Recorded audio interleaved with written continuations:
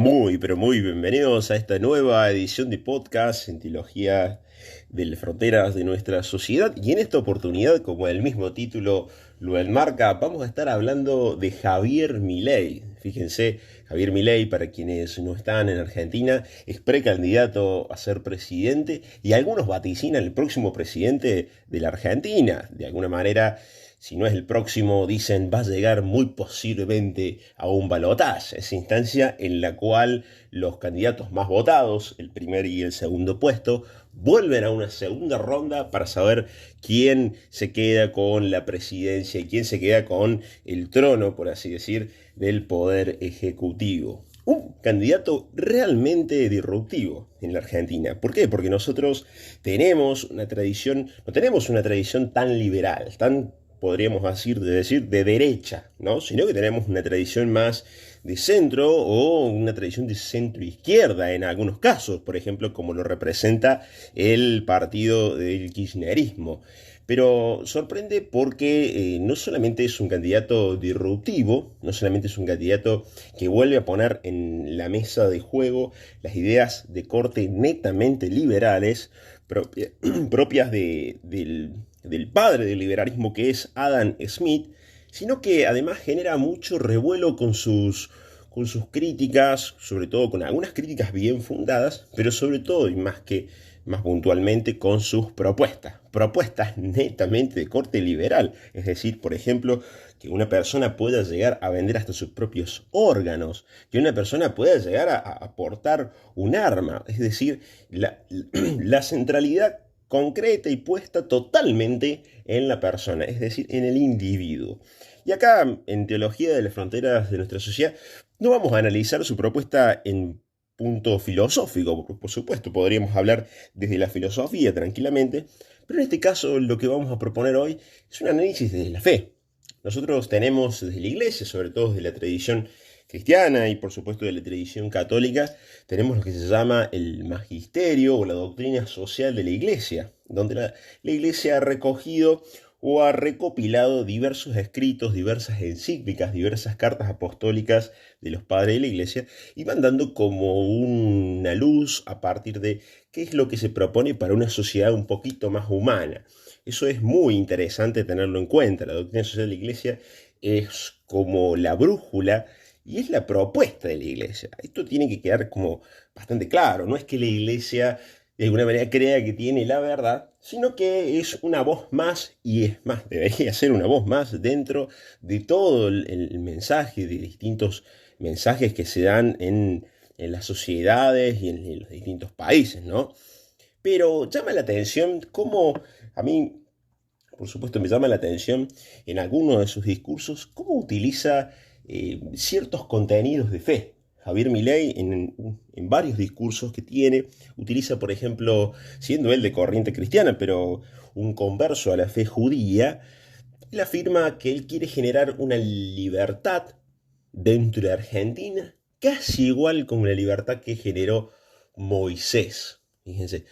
Pero acá es que nosotros nos cuestionamos sobre qué es la libertad, sobre todo entendiendo a la luz de la fe cristiana, qué es la libertad.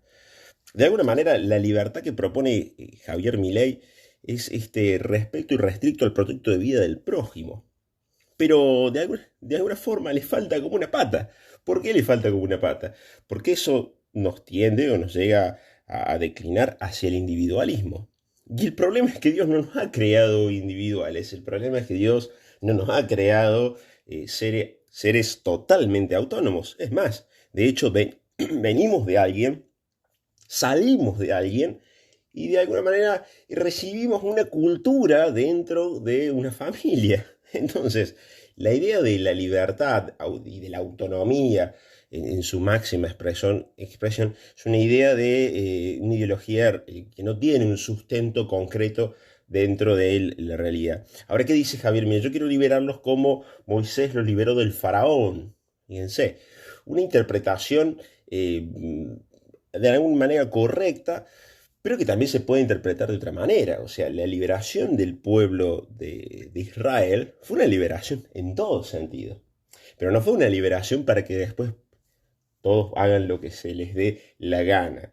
Fíjense, cuando Moisés sube a escribir las tablas y baja y encuentra a la gente en un libertinaje haciendo lo que quieren. Entonces, y ahí Moisés le dice, no, esperen, acá hay un decálogo. ¿Acaso les vengo a traer un decálogo?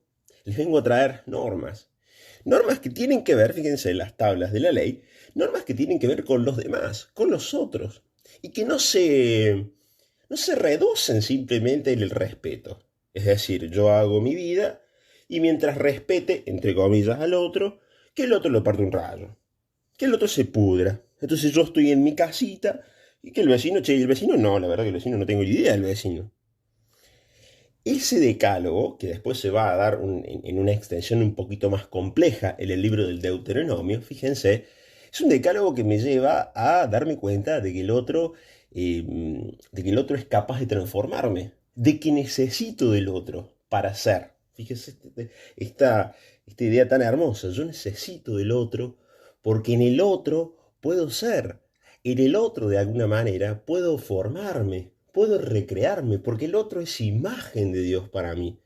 Entonces, las ideas por ahí que surgen sobre este tema de yo me autodetermino, yo me autoproyecto, y al fin y al cabo no tienen demasiado sustento, no solamente en la teología, sino en el pensamiento humano.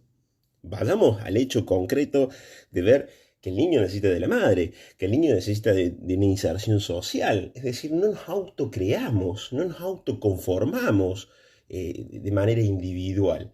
Bueno, esto llevado a la práctica, por supuesto, nos hace pensar que desde la fe cristiana nosotros debemos proponer un proyecto no solamente económico, político, o no solamente económico, sino también político y social, centrado no solamente en la persona concreta, sino centrado en el bien común, es decir, en el bien social.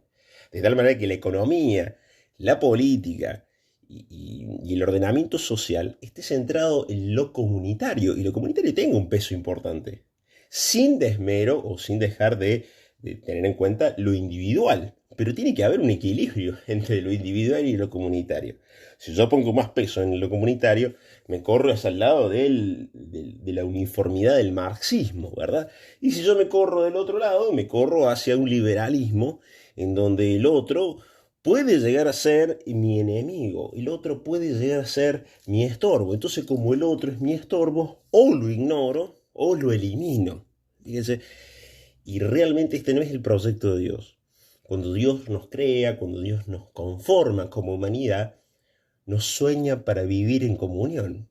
De hecho, Dios no es un Dios personal solito, sino que Dios es familia y nos crea para vivir en una familia. Fíjense esta gran imagen mitológica de Adán y de Eva. Como Dios llama a Adán al encuentro de Eva y lo llama a una comunidad.